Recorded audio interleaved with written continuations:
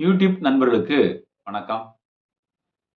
நம்ம சேனல்ல இன்னைக்கு என்ன பார்க்க போறோம்னு பார்த்தீங்கன்னா, முடி வளர்ச்சி அதிகப்படுத்தக்கூடிய நம்ம சுற்றியுள்ள அருகில் உள்ள மூலிகைகளை பத்தி பார்க்க போறோம். உணவுகளை பத்தி பார்க்க போறோம்.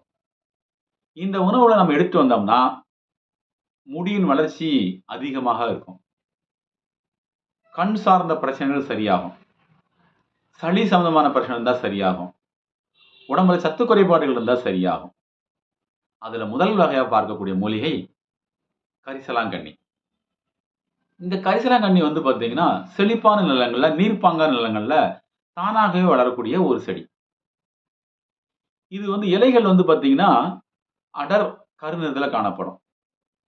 இதுல 2 வகை இருக்குது. ஒண்ணு மஞ்சள் பூ பூக்கிற கரிசாலை, இன்னொன்னு வெள்ளை பூ பூக்கிற கரிசாலை. 2மே மருத்துவத்துக்கு உதவும். நாம இப்ப எடுக்கிறது வெள்ளை கரிசாலை எடுத்துக்கொள்வோம். இந்த வெள்ளை கரிசாலைய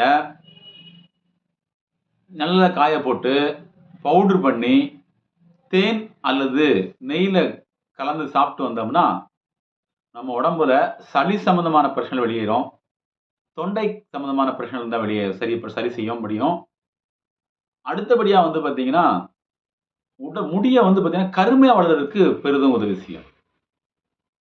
நெறைய மருத்துவர்கள் வந்து பார்த்தீங்கன்னா, மூலிகை எண்ணெய் தயாரிக்கும் பொழுது, இந்த கரிசலாங்கண்ணி மூலிகையும் சேர்த்துக் கொள்வார்கள்.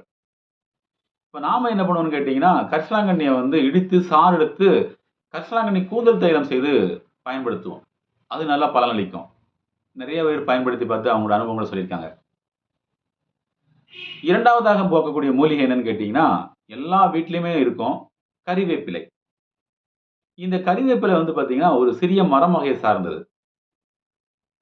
இந்த கறிவேப்பிலை வந்து பார்த்தீங்கன்னா, அளவுக்கு அதிகமான இரும்பு சத்து காணப்படுகிறது. வைட்டமின் சத்துக்கள் நெறைய காணப்படுகிறது.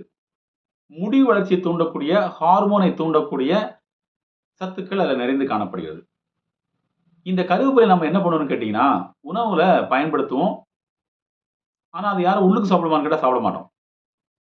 இப்ப இந்த கறிவேப்பிலைய நம்ம என்ன பண்ண போறோம்னு கேட்டீங்கன்னா, எடுத்து பறிச்சுட்டு வந்து நிழல்ல காய போட்டு, அத பவுடர் பண்ணி, அத தோசை கூட சுட்டு சாப்பிடலாம்.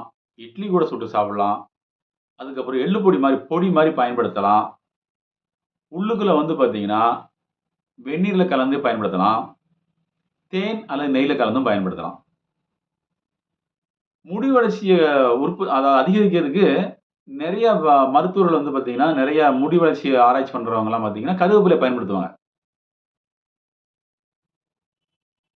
இது நல்ல முடி வளர்ச்சிய தூண்டக்கூடியது.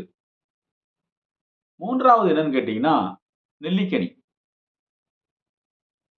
ஔவையார் வந்து அதியமானுக்கு கொடுத்ததாகவும், அவர் நீடூழி காலம் வாழ்வதற்கு பயன்படுத்தியதாகவும் வரலாறுகள் கூறுகின்றன. அந்த வகையில இன்னைக்கு நெறைய பேருக்கு வந்து பார்த்தீங்கன்னா, உடம்புல ரத்த ஓட்டத்த சமப்படுத்துறதுக்கு, அதுபோல சர்க்கரையின் அளவு சரி பண்றதுக்கும், உடம்புல நெறைய சத்துக்கள் கிடைக்கிறதுக்கும் நெல்லிக்கனிய பயன்படுத்துறாங்க. இதனோட சிறப்பு என்னன்னு கேட்டீங்கன்னா, அறுசுவை இருக்கும்.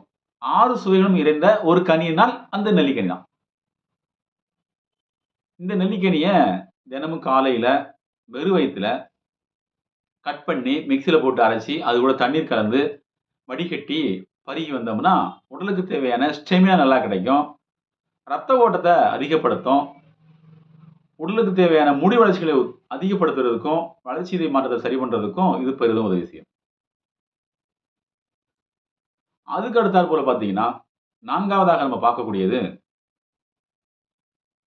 முளைகட்டிய வெந்தயம். வெந்தயத்துல நமக்கு நெறைய இருக்குது. ஆனா, வெந்தயத்த முளை கட்டி சாப்பிடும்போது, அதுல அளவுக்கு அதிகமான அயன் சத்து காணப்படுகிறது. இந்த அயன் சத்து முடி வளர்ச்சிய தூண்டுறதுக்கும் பெரிதும் உதவி செய்யுது. உடலுக்கு தேவையான போஷாக்குகளை கொடுக்கிறதுக்கும் இது பெரிதும் உதவி செய்யுது. அந்த வகையில நம்ம பார்த்தோம்னா, முடி வளர்ச்சி தூண்டுறதுக்கு பெரிதும் உதவி செய்யக்கூடியதாக வெந்தயம் காணப்படுகிறது. நெறைய பேர் வந்து பார்த்தீங்கன்னா, வெந்தயத்த வந்து பார்த்தீங்கன்னா, பச்சை பயிரோட கலந்து பவுடர் பண்ணி தலைக்கு தேய்ச்சு குளிப்பாங்க. ஏனென்றால் அது ஒரு முடி ஹேர் பேக்காவும் யூஸ் பண்ணுவாங்க. நாம என்ன பண்றோம்? இத குழம்பு வச்சு சாப்பிடலாம். பவுடர் பண்ணி சாப்பிடலாம். எந்த வகையில இத நம்ம பயன்படுத்திக்கலாம். 5வதாக அடுத்து நம்ம பார்க்கக்கூடிய மூலிகை என்னன்னு கேட்டீங்கன்னா, இது வீட்டுக்கு வீடு இருக்கும். எல்லா இடங்களிலும் காணப்படக்கூடிய ஒரு அற்புதமான மூலிகை. முருங்கைக்கீரை. இந்த முருங்கைக்கீரைய பறிச்சுட்டு வந்து சுத்தம் செய்து, இது கூட சுக்கு மிளகு சேர்த்து, நாம வந்து ஒரு பவுடர் மாரி பண்ணி சாப்பிட்டு வந்தோம்னா, உடம்புக்கு தேவையான இரும்பு சத்து அதிகமா கிடைக்கும். உடலுக்கு தேவையான போஷாக்குகள் பலத்த அதிகம் கொடுக்கும். முடி வளர்ச்சியையும் அதிகமாக தூண்டக்கூடிய மூலிகையில இதுவும் ஒன்று. முடி நல்லா கருகருன்னு வருவதற்கு, ஆரோக்கியமா இருக்கிறதுக்கு இந்த கீரை பயனுள்ளதாக அமையும். ஒருவேளை நமக்கு பயன்படுத்த முடியல, பவுடர் பண்ணி பயன்படுத்த முடியலன்னா, இத வந்து சமையல் பொரியல் பண்ணி செய்து சாப்பிடலாம்.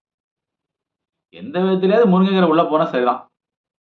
இந்த போல உணவுகளை நாம் தொடர்ந்து பயன்படுத்தி வந்தோமேயானால், முடி சம்பந்தமான அனைத்து பிரச்சனையும் நம்ம தீர்வு காண முடியும். முடி அடர்த்தியாக வளர்வதற்கு உதவி செய்ய முடியும். இத நெறைய பேரு சாப்ட்டு, உள்ளுக்கு சாப்ட்டு, வழுக்கையில கூட புதிய முடி விழுந்திருக்கு. நெறைய பேர் அனுபவங்கள சொல்லியிருக்காங்க. இப்ப நம்ம சொன்ன மூலிகைகள் மட்டும் எடுத்துட்டு வந்தாலே போதுமானது. வழுக்கையில் கூட முடி வளர்ந்துள்ளது. ஒரு 45 வயது உள்ள ஒரு பெரியவர், இப்ப நம்ம சொன்ன மூலிகைகள தினமும் ஏதோ ஒரு நாளைக்கு காலையில ஒரு வேள, சாயந்தரம் ஒரு வேள எடுத்து எடுத்து தொடர்ந்து வந்தாரு.